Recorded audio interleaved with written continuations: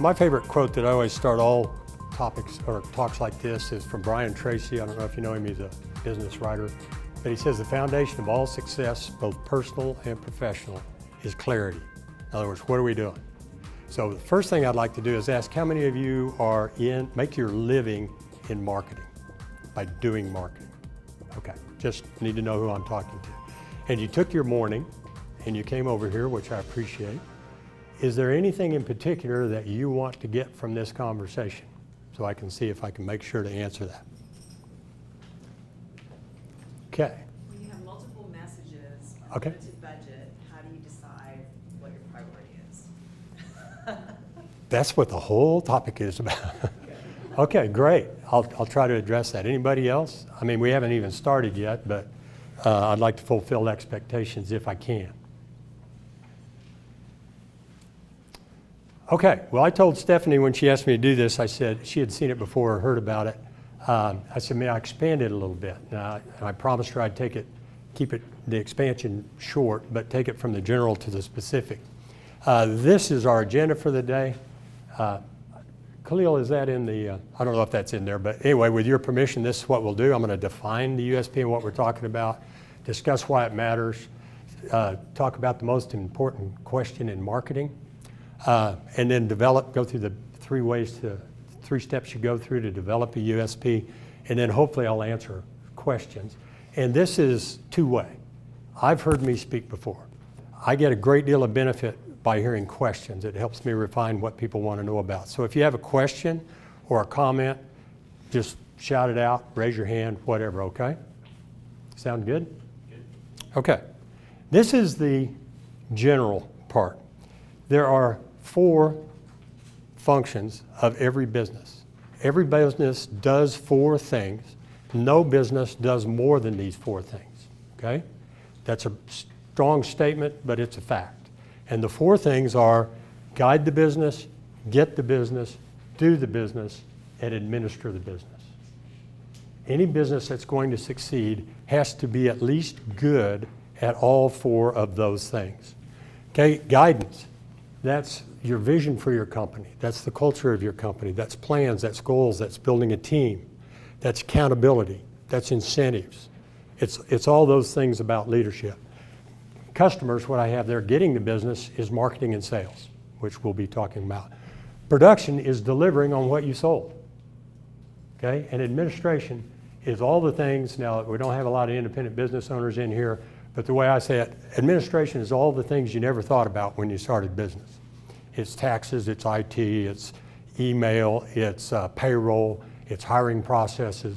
It's just this morass of things, workman's comp, insurance, OSHA, just all these things that you never thought about when you started a business, okay?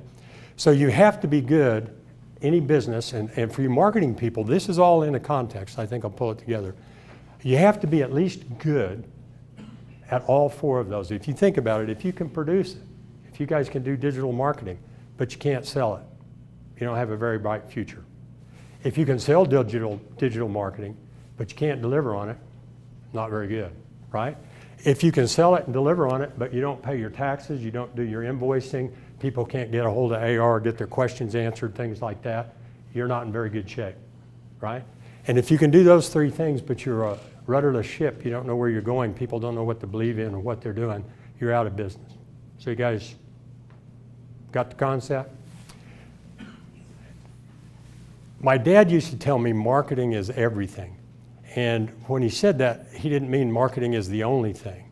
He meant that everything is marketing. And I agree with my whole heart, to the depth of my being, that marketing is everything.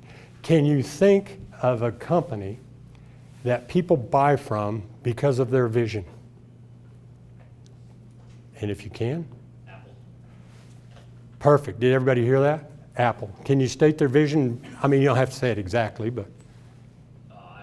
I despise apples. Oh, okay. Oh, okay. I try not to. Well, let me throw out. I mean, if you search it, you'll find different visions. Yeah. But basically, it's disrupt the status quo. Nobody ever. Well, I said that once, and some guy held up his computer. But nobody ever sticks a sticker over the Apple symbol on the back of their laptop, right? I mean, you go to Starbucks and you fold that baby up and you turn it on so it gets lit up. I'm part of that group. Identify with them. Can you think of anybody who people do business with because of their culture?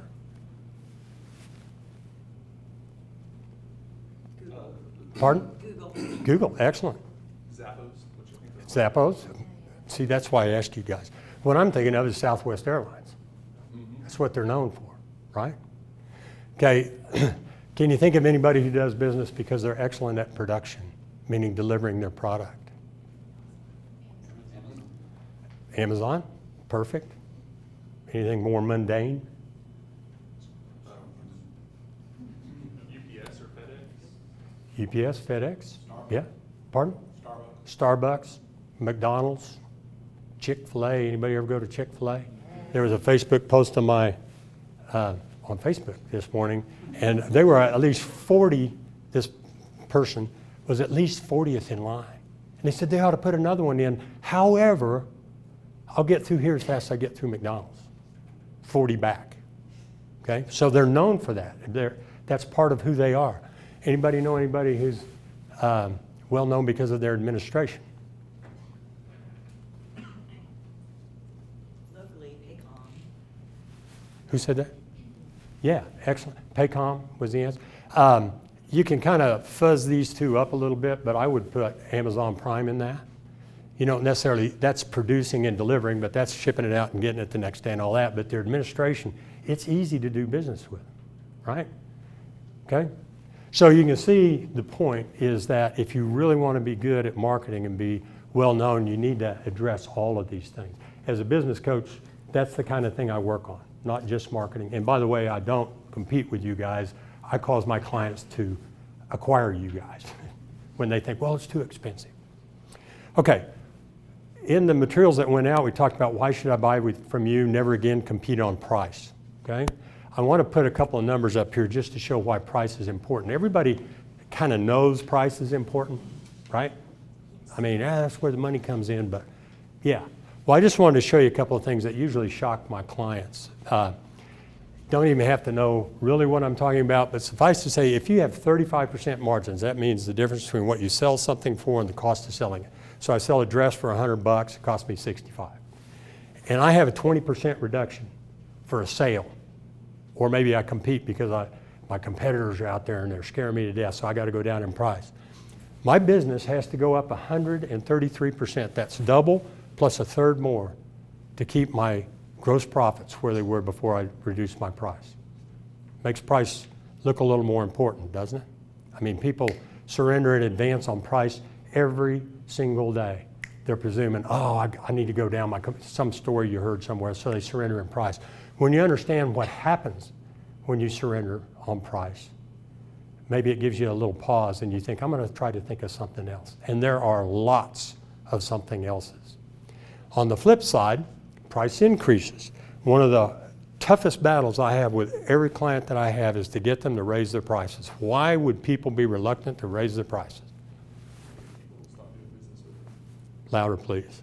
They're afraid people will stop doing business with them. Right. Agreed? Yeah. Okay. Well, would it be useful to know how many customers you could lose before a price increase would affect your profit? And the answer is, again, if you have 35% margins and you have a 10% price increase, which isn't much, right?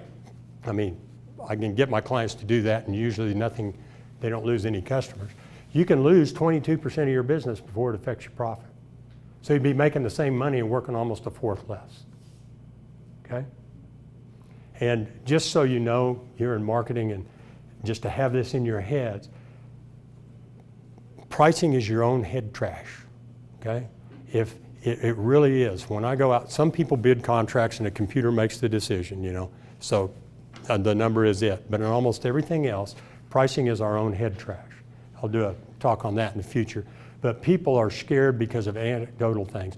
Well, I heard that my competitor down the street was doing this for this. And I heard, and Betty came in and she told me, and anyway, it's all, I just don't ever encounter anybody who raised their prices, saw a change in their prices, did the math on it, and said, ooh, I better go back down.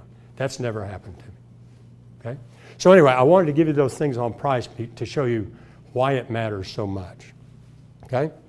I want to also, just keeping it in the general there are two broad areas of marketing, okay? There's the delivery and there's the message that's being delivered, okay? The delivery side, when I was younger, was the yellow pages, okay? It was the newspaper. Occasionally it was the radio. And now we're into the web and everything that brings with it, SEO. You guys are doing drip marketing. I know HubSpot's around here probably, and a lot of seats in this room. Podcasts, videos, writing content, you're giving all this stuff out. You're doing it through Instagram, and maybe Snapchat's still out there, I don't know, but it was for a while. You're doing it on Twitter. You're using CoSchedule or HubSpot to get the tweets out there, and you're engaging them, and you're doing all these things. And they'll change every day. They probably have changed today. I mean, I don't know. I know SEO has, because it changes every day. But anyway, those are the delivery vehicles, and they change at the speed of light. But over here is the message. If you don't have a target market, which means a unique selling proposition addressing a target market, you have to have a headline, something to grab their attention. You have to have an offer, and you have to have a call to action. Those things have not ever changed, right?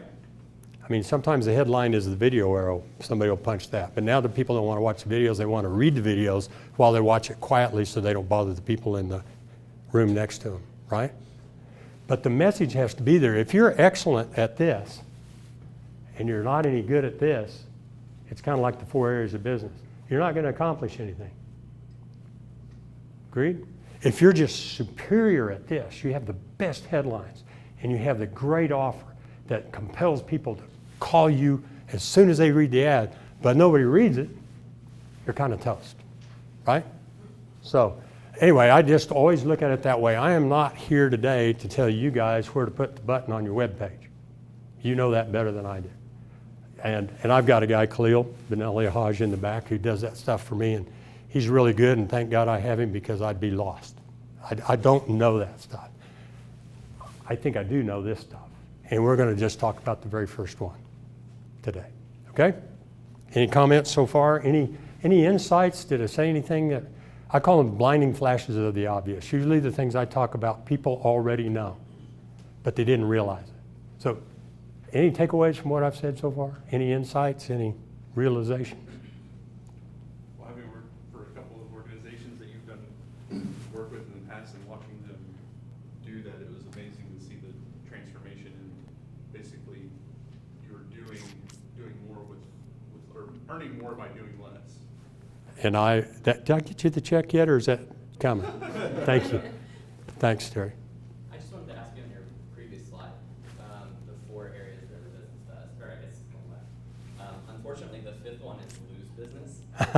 And I was curious if you have a feeling about, you can lose them in any or all of those categories, but where do you feel like a company has the most common pitfalls? Okay. I mostly work with small to medium companies in Oklahoma. And when I walk into a company, there are 3, well, of those 4 things, let me ask you. When I walk in, usually I encounter businesses and they're good at one thing. Which one is it? Guidance, having a vision and a culture, marketing and sales, doing whatever it is they do, welder, doctor, architect, digital marketing company, or administration. What do you think that they're usually the best at? 100%. Does that answer your question?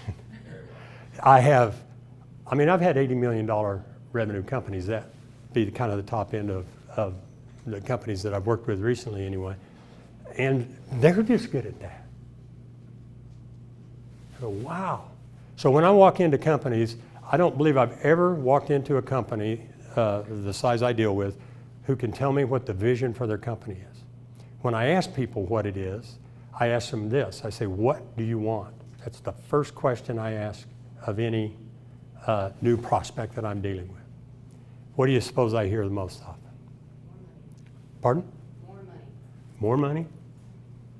That's a good answer. I don't know. Who said that? Well, phrased a little differently, what I hear is they say, well, what do you mean? I said, I mean, what do you want? And they said, well, you mean me personally or like for my business? I go, either, both, I don't care. What do you want? Wow, I don't know. And then it's true for me too. I challenge you. Matter of fact, on my website, I have a couple of papers on this, how to determine what you want and creating a vision for your company, little articles if you want to just go read them. But it's hard for people. I don't know. Well, if you don't know what you want, can you be surprised that you don't have it? Okay? So that's kind of where it starts. So I've never seen anybody who really had a vision for what they want. Most have heard of marketing and sales, and especially nowadays, they go, oh man, I got to get on that Facebook. You know, I got to put some posts out there. I did put some posts out there. I quit doing it. Nobody ever called me. Didn't make any money. Oh, okay. You know, so they don't have any clue. Some are good at sales.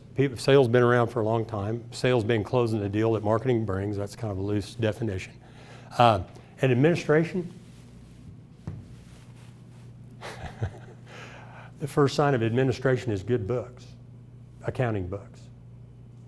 Never walked in and seen good accounting books, okay? Accounting records in a small and medium company, ever.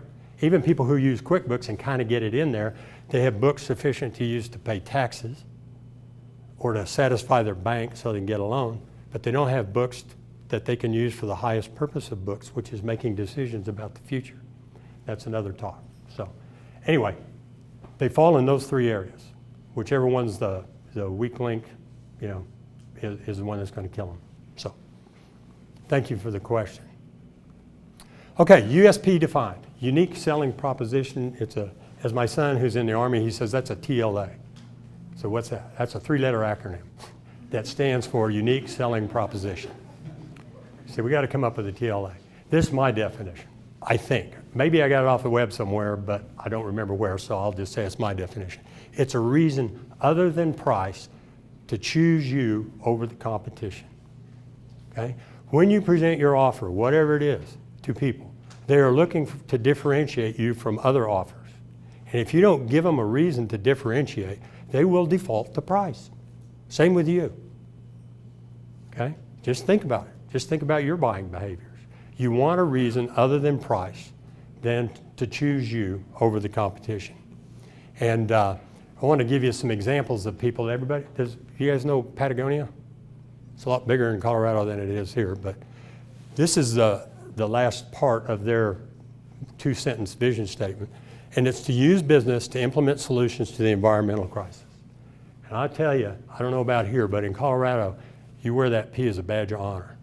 That costs you about 9 times what something else does, in Patagucci they call it. But you're buying it because they do, the gooch, got your gooch on. But anyway, this is why. This is why. And everybody in Colorado, and I think a lot of people here, they appeal to skiers and rock climbers. That's their target market.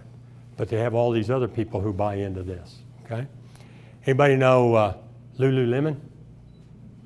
We're going to talk about them. Started earlier, but really kind of began doing what they do now in 2000. And I just looked it up this morning. They're over $5 billion in revenue now, okay? This is not, they have what they call their mandate, I think is what, anyway, it's a lot of sayings, but it appeals to their target market, which we'll go into here in a little bit. In and out in 3 days. Anybody ever heard of 3-day kitchens? Okay, it's talked about in the E-Myth Contractor, E-Myth, I don't know if you all have heard that, it's a great book.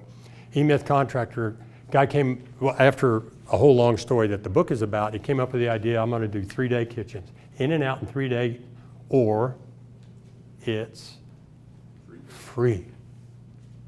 You think anybody's thinking about the price when they call 3-day kitchens?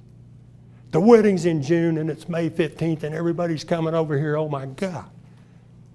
Okay? They have a reason other than price to go to 3-day kitchens. You can Google 3-day kitchens and evidently it's franchised. It's kind of changed a little bit. There are a lot of them out there. But anyway, that was his deal. 3 days, in and out in 3 days. He's speaking to a target market. Okay? Why it matters. If you don't have a target market and a USP, you're going to compete on price. Okay, we've already kind of established that. But this second one here is a little bit more. Any salespeople in the room? Okay, I like to make the point that every one of you is in sales.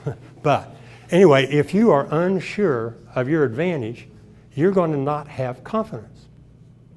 Period. What's the salesman wants? The hottest item in the world, and you can't get it anymore. I mean, that's what a salesman wants to walk in. Everybody wants what I sell, but you can't get it anymore.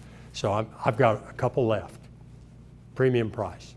Okay? But if you don't have a USP and you're not confident in it, you will default to price yourself, and you'll surrender in advance. Okay? Cost. You'll spend a lot of money. Everybody in here, budgets be darned, could buy a Super Bowl ad. Would that be a smart thing to do?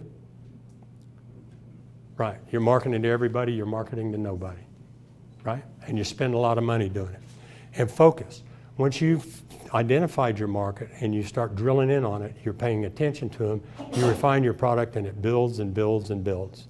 And you're not chasing every rabbit that comes out of a hole. Okay? That's why it matters.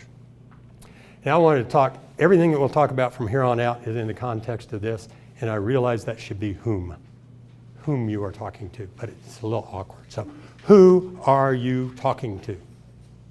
Okay? The most important question in marketing from my viewpoint. Who am I talking to? Especially now, any writers in the room? Anybody doing content stuff? Okay. You look forlorn. Oh no. Matter of fact, when this is over, I got to go fire that baby up and get after it. Okay. But who are you talking to? Do you find that as writers, it helps to know who you're talking to? Okay. And we'll talk a bit, but it helps all the way down if I know I'm talking to Terry. I know Terry's sense of humor. I know what he thinks. I know about his kids, things like that. Everything I write starts focusing in, and Terry identifies with it. Yeah, but that's just Terry. Yeah, but there are other Terrys out there, the same age, same amount of kids, same. That's my target market. I'm marketing to those people. Okay, 3 steps to developing the USP in the context of who am I talking to. The first step is developing a persona. Got a whole bunch of marketing people in here. Who knows what a persona is? Okay. Persona is, you did know or? Okay. A persona is a description of the person that you're talking to. And when I say who are you talking to specifically, that goal doesn't show up well on that screen. We go back to Lululemon. Anybody know who Ocean and Duke are? Pardon? What's their personas? They give them names usually. They have 2 personas, Ocean and Duke. And this is what they'll give you on the internet, okay? It goes, I think they're 30, 40 pages long. Ocean is a 32-year-old professional single woman who makes $100,000 a year. Ocean's engaged, has her own condo, travels fashionable, has an hour and a half to work out every day. Duke, he's 35 years old, an athletic opportunist who enjoys surfing in the summer and snowboarding in the winter. Duke makes more than Ocean. I did not write this, okay? And is willing to pay up for quality, okay? Everything they do is written and directed to Ocean and Duke. 0, 5 billion. And this works both ways. This is just a little side story, make sure we get out of here in time. But my daughter lives in Telluride, Colorado. She's a Patagonia freak. She's a little bit of a Colorado snob. Anybody know what I'm talking about? I love Colorado, but and I was going to buy some yoga stuff for my wife for Christmas. And so I called Laura and I said, what? She goes, well, don't go to Lululemon. And I said, what? She goes, I just hate them. They're all about professional, 100,000. She totally, and she doesn't know about Ocean and Duke, but she knows who they are. So she's not in their target market, but it certainly has defined it. And you go up here on Class and Curve around Christmas time and you got to wait in line, right? Okay. So developing a persona. And if you're developing a persona, you're writing your persona for your target market, there's just a list. It's everything. Think about what this person, what Terry, is he selling business to business or are you business to consumer? Name, age, occupation, authority. Are they the CEO? Are they just starting out? Are they head of department? What do they do? Friends, family, religion, residence, where they live. Are they risk tolerant? All of these things go into the consideration. And when you're writing in your marketing material or your articles, your blogs, you're addressing a person, you're thinking of these things. Anybody here written personas for target markets? Okay, excellent. Okay, well, everybody needs one. It's a little bit of an exercise, but it makes a difference and it begins to focus. This is who I'm talking to, okay? And everybody buys, I'm sure that most of you have heard this, but for one of two reasons: to avoid pain or to move toward pleasure, right? Or a combination of the two. They're the only reasons. If there is no pain, or if there is no perceived benefit, no perceived pleasure, they are not going to buy from you. So when we begin to write our personas against all those criteria we just looked at, we start looking and saying, what's the pain point here? What bothers them about this? Or what are they seeking? What's the pleasure point? Okay? Any comments so far? Anybody? Have I said anything insightful? At all? Okay. Yes. There we go. Okay. So, writing a persona. Write a descriptive story of your target client using complete sentences. More than one target or more than one product requires more than one persona. Right? I'm all about focus when I work with businesses. Pick one thing and we work on that thing. But it doesn't mean that once that thing is up and running that you don't move on to the next. Okay? So I don't know about Big Wing, but well, I kind of do, having talked to Janelle and Carter. You do a lot of things, okay? I've got a digital marketing agency client in Dallas, and he does one thing, and one thing only. His business, in focusing, his business almost went away. He did a lot of things. We decided focus was the answer. It almost went away. He got down to about 4 employees. Now it's doing a hockey stick. But he does one thing for one sector of one industry, and that's it. And he's perceived as an expert in that area. Okay. Each persona requires its own set of marketing materials. So, maybe that's obvious. Okay. You market to Ocean differently than you market to Duke. Okay.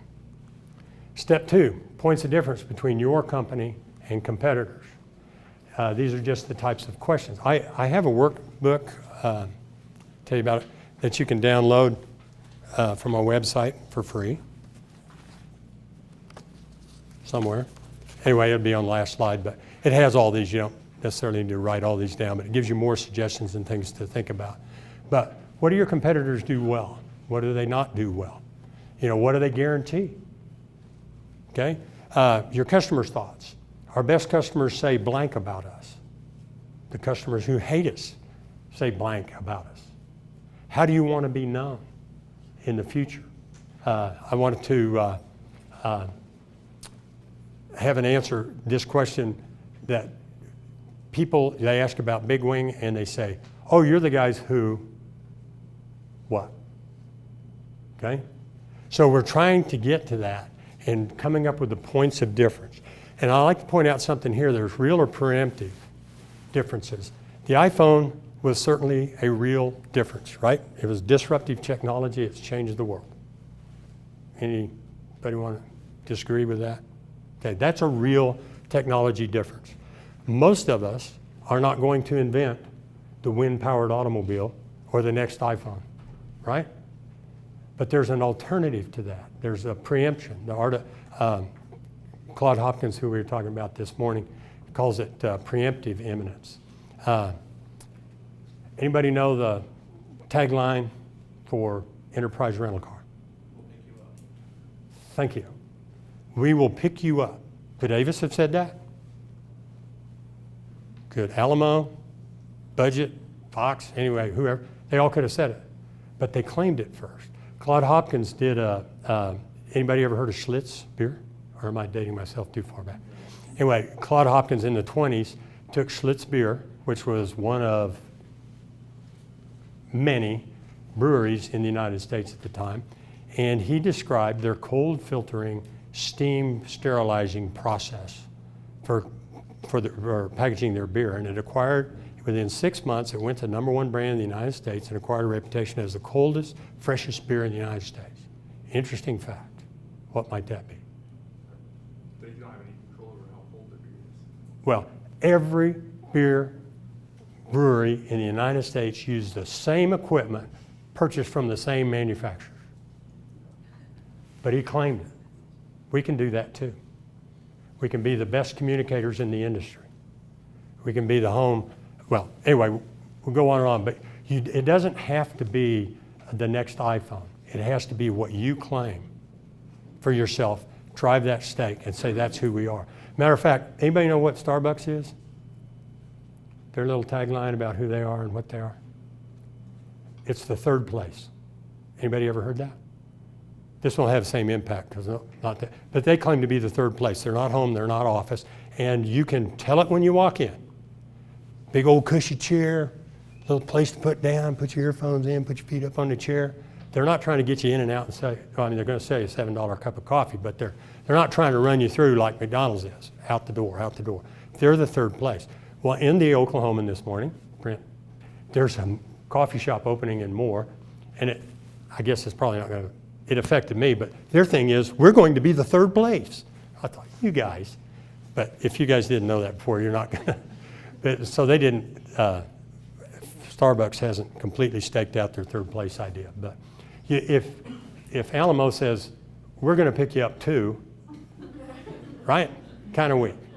So a real difference or stake something out that matters to your target market and claim it. Okay? Next step, persona perspective. It's their opinion that matters. I see it all the time when I look at ads. We've been in business for 34 years. We won this award. We yada, yada, yada. That matters. Like if the headline of your ad, whether it's on digital media or in print, if the headline of your ad is your company's name, what do you think? Comments? Good, bad, what? Not going to necessarily remember it. You're going to stop and read the ad? No. Right. Nobody cares about that but you and your mom. That's why I say to my business clients, okay? They don't care. What do I care about? I care about 3-day kitchen. Got a wedding coming up in June. Got to remodel the kitchen. 3-day kitchens, in and out, 3 days or it's free. Here's the number, or here's the website. Here's our email. Here's our, right? Okay, so everything you're doing is from the perspective of your persona. What do they care about? What matters to them? It is, now you can put your name obviously down at the bottom after they've read the ad and seen your call to action. Now there's your name and there's your contact information. And it's useful when they get to the bottom that you've been in business for 34 years or 110 years for Pubco and that you've won all these awards. But it's not at the top because people don't care. You got to take it from the standpoint of what do they care about. Pain or pleasure, this is what I was talking about before. Each point of difference has to matter from a perspective of pain or a perspective of what's good and what will they get out of it. Okay, creating it, 2 criteria, has to matter to your persona and be unique to your business. Okay? Has to matter to your persona, be unique to your business. And select the most powerful points of difference. You may be different because you have a cleaner parking lot, but what really matters at your, what are fast food called? QSR, your quick service restaurant, right? What really matters is that you get in and get out and nobody gets sick from the food, right? And I'm not being, I mean, yeah. Not being cynical, but I mean literally the product has to be there, okay? So what? For every time you ask a question and they say, well, I'm trying to think of a good example here. I'm going to get you a lot of clicks. I'm going to ask, so what? So do your clients want a lot of clicks? They want their phone to ring. Right. I mean, yes, they do want a lot of clicks, but so what? Why do I care about clicks? Why do you care about clicks?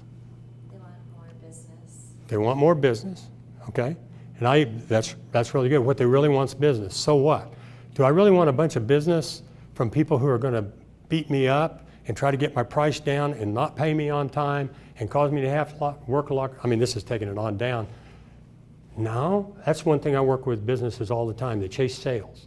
I couldn't care a flip about sales unless they bring with them margins, okay? Especially in contractors.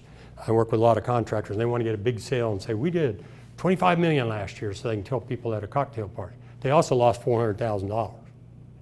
I like the guy who did 2 million last year and made $500,000. So what? I want clicks to get people to contact me. So what? I want sales. So what? I want margins. So what? I want to deal with people who will bring me margins and pay me. So every time you come up with something, and typically you ask so what 5 times. And if you do it in a group, somebody will get mad at you. I already told you. But it's worth the effort. Okay? Write your copy and then claim it. Use it everywhere. Taglines are a subset of your USP. I want to show you these. This is Bugatti. Anybody know what a Bugatti is? I didn't, but it's a like $2.5 million car, and there are 600 of them in the world.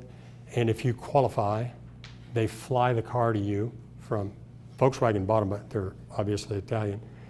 They'll fly the car and a professional driver to you in San Diego and bring it to your house and show you how to drive it. Okay? Am I in their target market? Wow. You could tell? Okay, so we got different target markets, right? Zoom, zoom, Mazda. And it's really fun to read Bugatti because they use these words, and I just go, really, is that how super rich people? For the gentleman wishing to travel in comfort. Okay, what do people care about Bugatti? That's a fun one. What's the pain or pleasure to and by the way, I say guys, because of all the Bugattis sold, there's only one woman who's ever bought one. So it's a testosterone thing, I think. $2.5 million car. What's the pain or pleasure? They want something that's different from all their other rich friends. Okay, do you hear that? They want something that's different from everybody else. So what?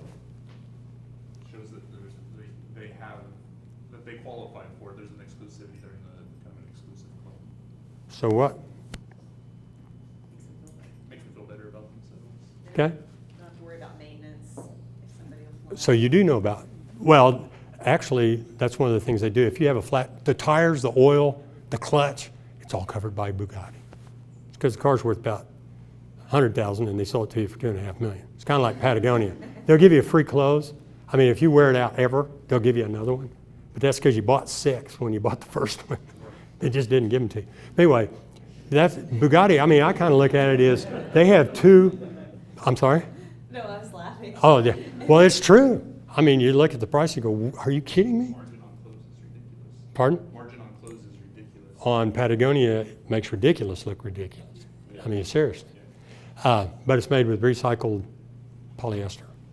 And that matters to me, and I'm going to buy it. And I do buy it. But the real thing with the Bugatti is I can have one, and you can't. And you go to their site and just read their stuff. They say, well, Bugatti, one of the FAQs is, will you send me literature on this thing, you know? And the answer is, Bugatti does not send out printed literature.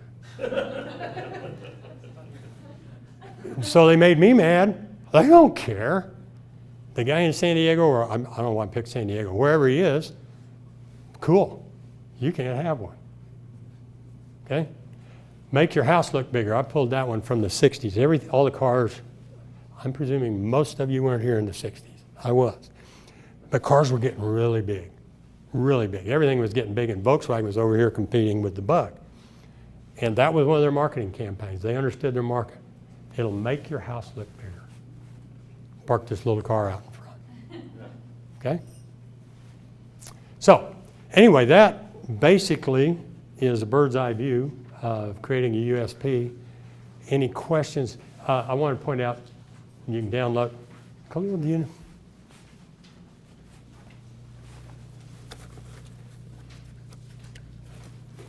Well, I have one somewhere. But anyway, oh, here it is. This little brochure kind of walks you through the steps of creating a USP. Might be useful. Also, there are 2 calculators up there that you can download for free that will show you if you raise your prices 10%. Anyway, you just have to put in sales, cost of sales, and how much you want to change your prices.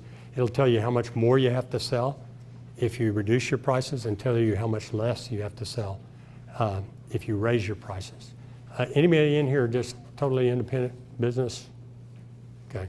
So you're going to go home and raise your prices today. Oh, I did. Again. Yeah. Well, unless you did it yesterday. Anyway, kidding you.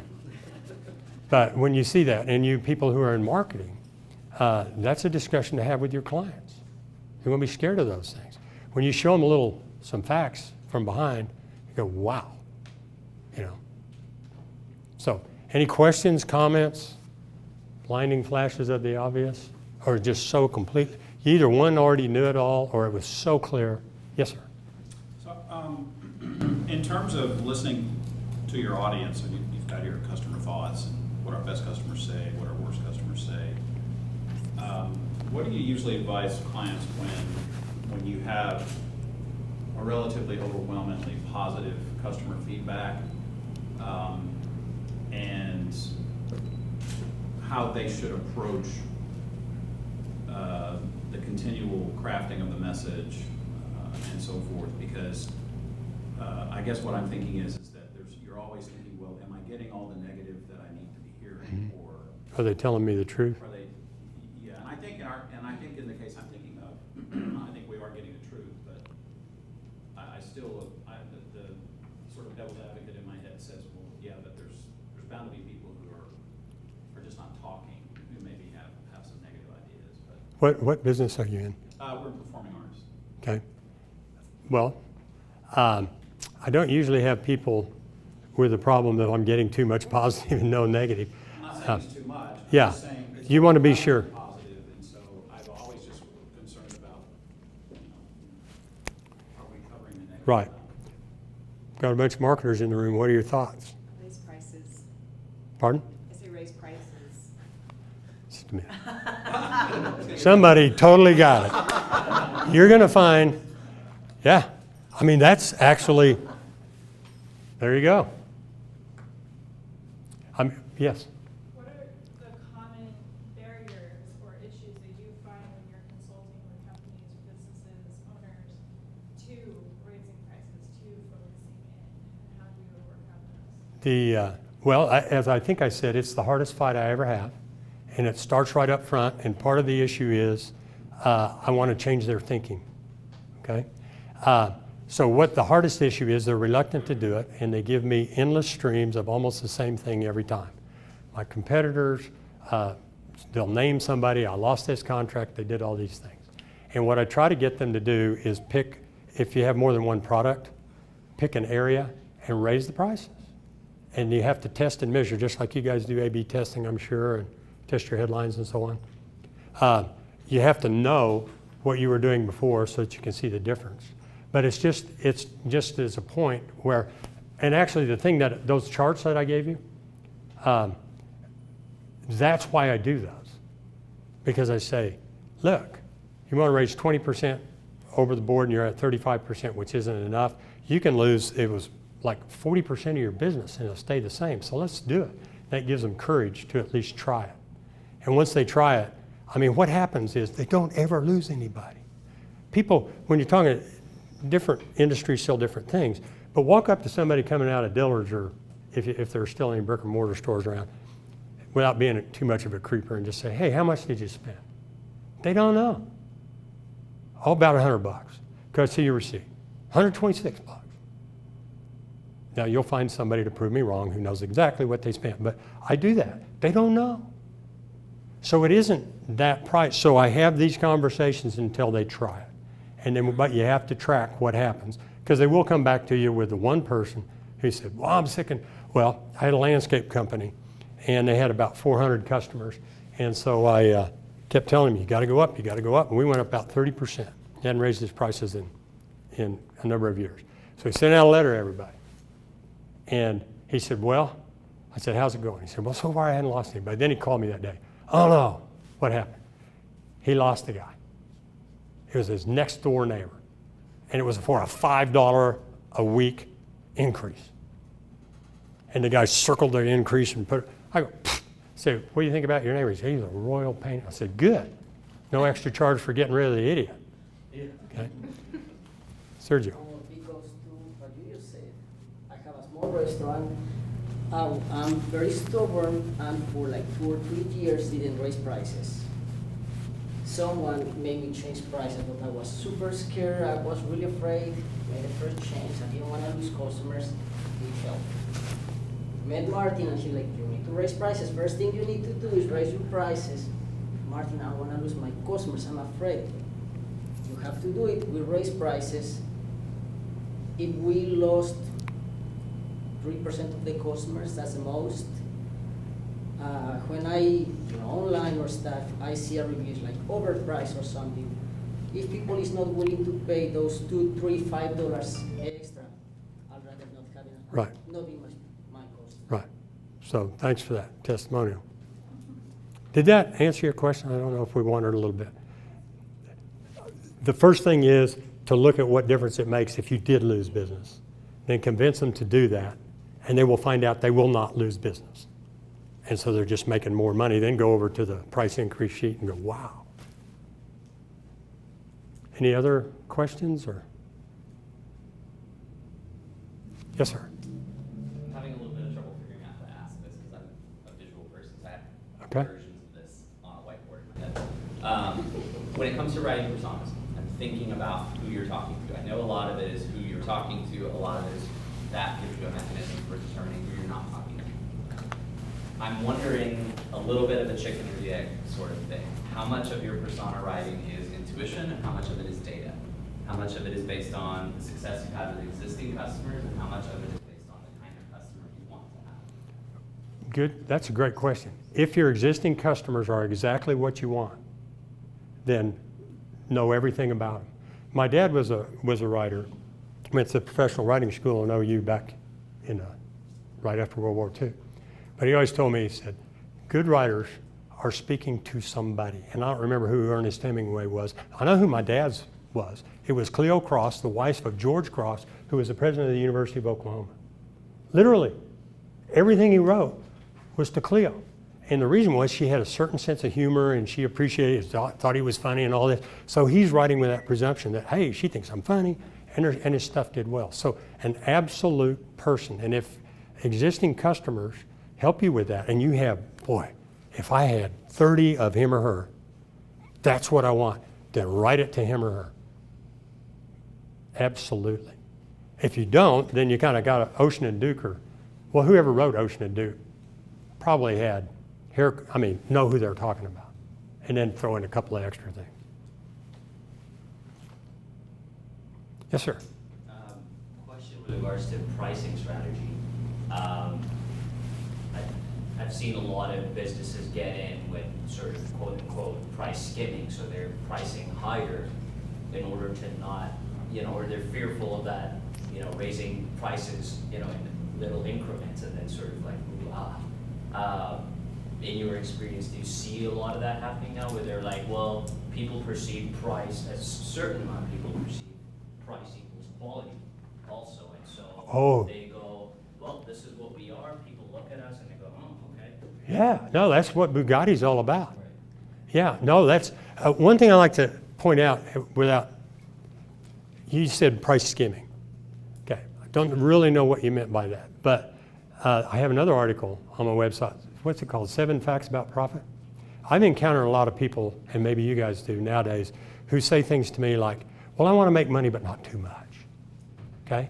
Or for me, it's not all about the money. I want to do good and do well. Okay? I get it. But yes, it is about the money. If you want to drill water wells in Africa, you got to make money to do that. Right? Okay, so, and there is nothing wrong with charging if you force fraud or inheritance, well, I'll just use force for fraud. If you're looking at somebody who's extremely wealthy, who did not steal it or lie, unethically, you're looking at somebody who's benefited the world at least 90 times more than they've benefited themselves. This article talks about it, I won't go into it a lot. So it's totally appropriate to charge all you can until they quit paying it. Okay? And absolutely, that's a total target market is people who want to buy something because you can't have it. And we may not think that's cool and worthwhile emotion, but if that emotion's out there, sell it to them.